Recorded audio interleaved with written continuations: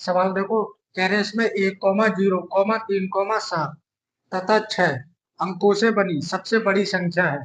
मतलब कहने का ये है कि इन्हीं अंकों का यूज करना है और सबसे बड़ी संख्या बनानी है। तो इन अंकों का प्रयोग करके तो बहुत सी संख्याएं बन सकती हैं। जैसे उदाहरण के लिए 1,0,3,7,6 ये बन गया, या 3,1,0,7,6, 6,0,1,7,3, इस तरह से बहुत सारी संख्या बन जाएंगी। ठीक है, पर हमें कौन सी संख्या लिखनी है जो सबसे बड़ी होगी। तो सबसे बड़ी संख्या के लिए तो दो ही तरह से आ सकता है सवाल, या तो सबसे बड़ी संख्या लिखने के लिए आएगा या फिर सबसे छोटी संख्या लिखने के लिए आएगा। बीच में तो बहुत सारी संख्याएं होंगी पर बीच की कोई संख्या लिखने के लिए नहीं आती है। दो ही आती है, या छोटी या बड़ी। अगर बड़ी लिखनी है तो संख्याओं को बड़े से छोटे की तरफ लिख दो, छोटी लिखनी है तो छोटे से बड़े की तरफ।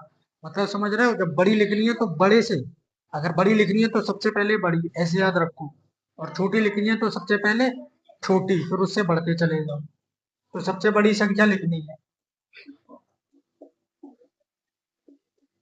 तो बड़ी संख्या ये अंक दे रखी है। सबसे बड़ा अंक 6, फिर उससे छोटा 6, सॉरी 7, फिर 6, फिर 3, 1 और 0।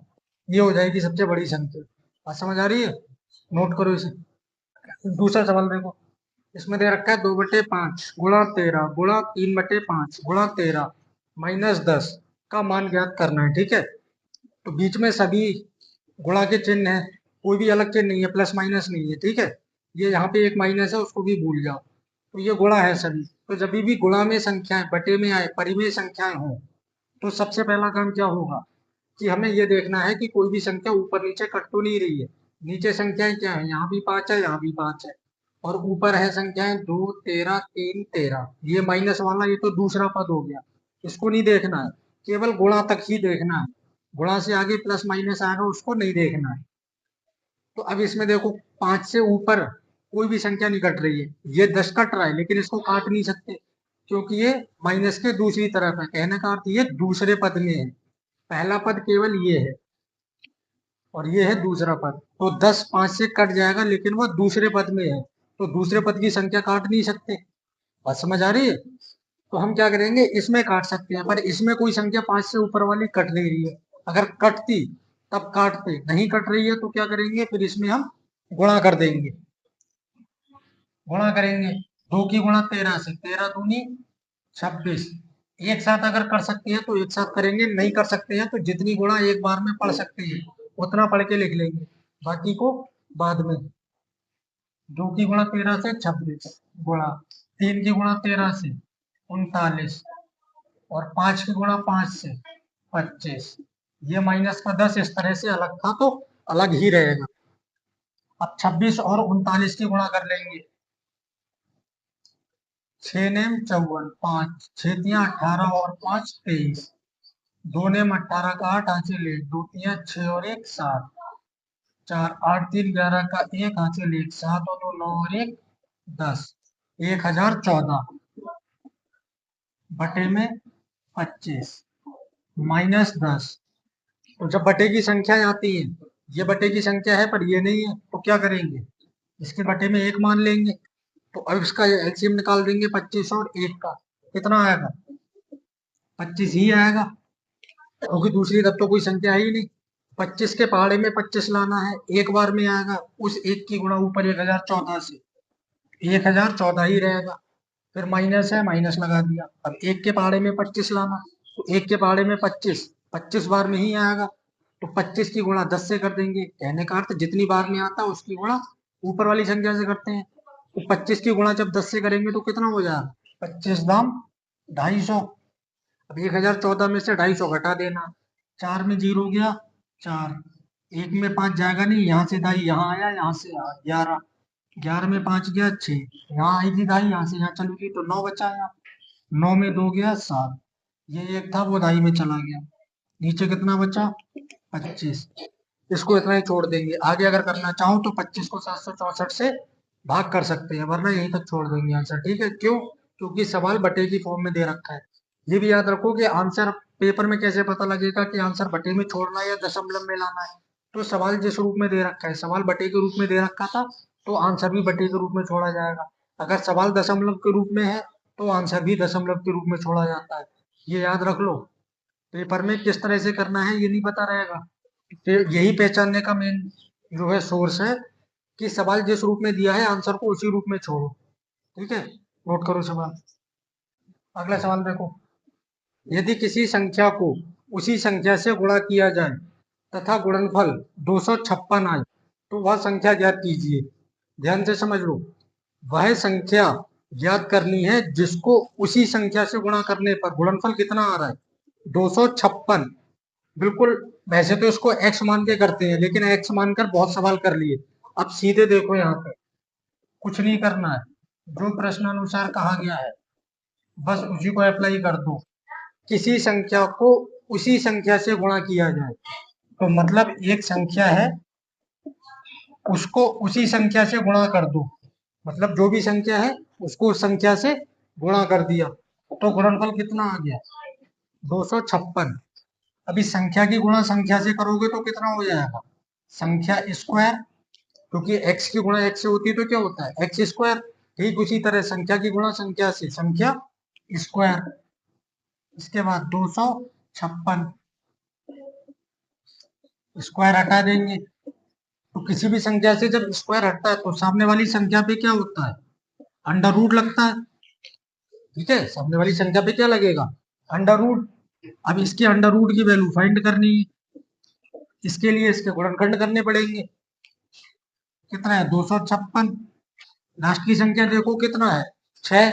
सम संख्या, अगर सम है तो 2 से कट जाएगा, 2 एकम 2, 5 काटेंगे 2 दूनी 4, 1 बचा 16 और 2 अट्ठे 16, 2 छंग 12, 2 चौक 8, 2 तिया 6, 2 दूनी 4, 2 एकम 2, 1 बचा 12, 2 छंग 12 और 2 अट्ठे 16, फिर 2 से 2 चौक 8, 2 दूनी 4, 2 एकम 2।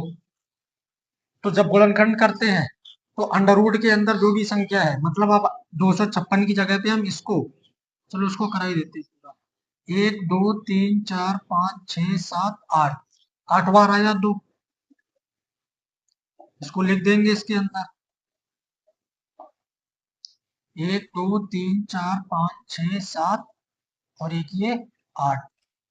तो जब वर्गमूल के अंदर गुणा में संख्या हो तो जोड़े में से एक संख्या बाहर निकल जाती है, तो इस जोड़े में से एक निकली, इस जोड़े से भी एक निकल आएगी, इस जोड़े से भी एक निकल आएगी और इस जोड़े से भी एक निकल आएगी। लेकिन अगर यहाँ संख्या दे रखी है और यहाँ प्लस लगा दिया जाए तब मत निकालना धोखे से भी, ना इससे निकलेगी ना इस जोड़े में से निकलेगी। प्लस माइनस बीच में आया तो फिर गुणा में मतलब बाहर संख्या नहीं निकलेगी किसी भी कीमत पे। बात समझ आ रही है, अंडर रूट के अंदर से संख्या तभी निकलती है जब एक संख्या हो, एक हो या फिर गुणा में हो, मतलब एक से ज्यादा अगर है तो गुणा में होनी चाहिए, प्लस माइनस में ना हो।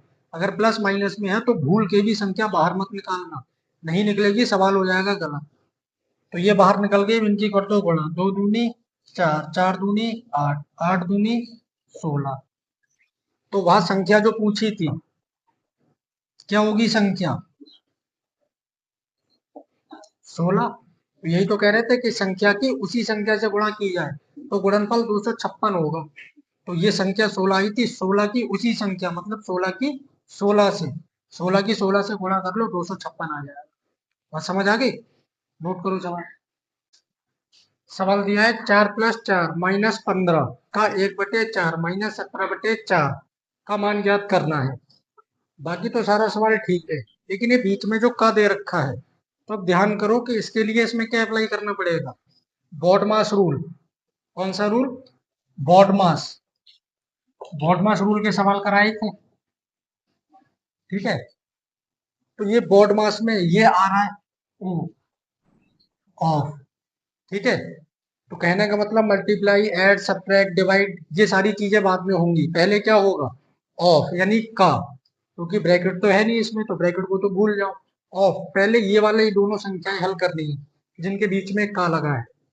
बाकी ये दोनों संख्याएं हल करनी है, ये दोनों अलग है। ठीक है, तो इनको भी साथ में ही कर लेंगे। पहले तो सवाल को लिख लो, 15 का की जगह पे क्या लगाते हैं, गुणा 4 + 4 8 माइनस 15 एकम 15 बटे में 4 माइनस 17/4। अभी क्या करना है, इसके बटे में 1 मान लो, क्योंकि ये दोनों परिमेय संख्या हैं, ये दोनों परिमेय संख्या, तो परिमेय संख्या जब भी प्लस माइनस में आती है एलसीएम लेके जोड़ते घटाते हैं और सवाल जो है आसानी से हल हो जाता है। पर इसके बटे में कोई संख्या नहीं तो 1 मान लेना। 1 4 4 का एलसीएम निकालोगे तो 4 ही आएगा, क्योंकि 4 से ये दोनों कट जाएंगी और ये तो 1 है ही। एलसीएम आ जाएगा 4।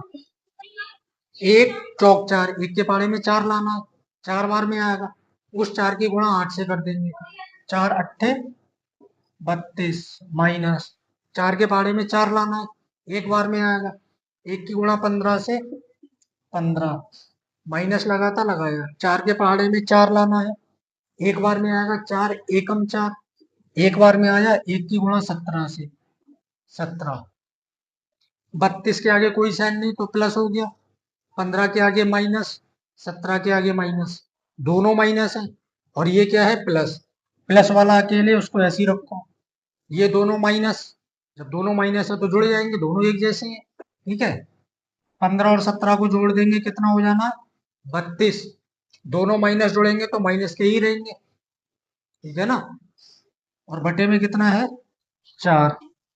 अभी एक प्लस और एक माइनस क्या होगा, घटेगा, या तो दोनों प्लस होंगे तो जुड़ेंगे या फिर दोनों माइनस हो तब जोड़ेंगे, 1 + 1 माइनस घटेगा, 32 में 32 घटा 0, बटे में कितना है 4, तो 0 के बटे में 4, 0 को 4 से भाग करते रहो, आंसर कितना आएगा 0 ही आएगा। ये याद रखो कि 0 के बटे में कितनी ही बड़ी संख्या लिख दो, आंसर 0 ही रहना है। बात समझ आ गई। और दो तरह की कंडीशन आती है, जैसे यहाँ 0/4 आया तो ये कितना हो गया 0, क्योंकि ऊपर 0 है। लेकिन यही अगर कंडीशन को पलट दिया जाए, 4/0 कर दिया जाए, तब क्या होगा, तो ऐसी स्थिति में आंसर होगा अनंत। ये अनंत का साइन होता है, अनंत मतलब जिसकी कोई गिनती ना हो, मतलब इसका कोई आंसर आ ही नहीं सकता, इसको ऐसे ही भाग करते रहना, ये चलता ही रहेगा, करने वाले की उम्र खत्म हो जाएगी, सवाल खत्म नहीं होगा, समझ गए। तो इसलिए इसको अनंत लिख देते हैं, ये अनंत का साइन है, अनंत जिसकी गिनती ना की जा सके। नोट करो सवाल।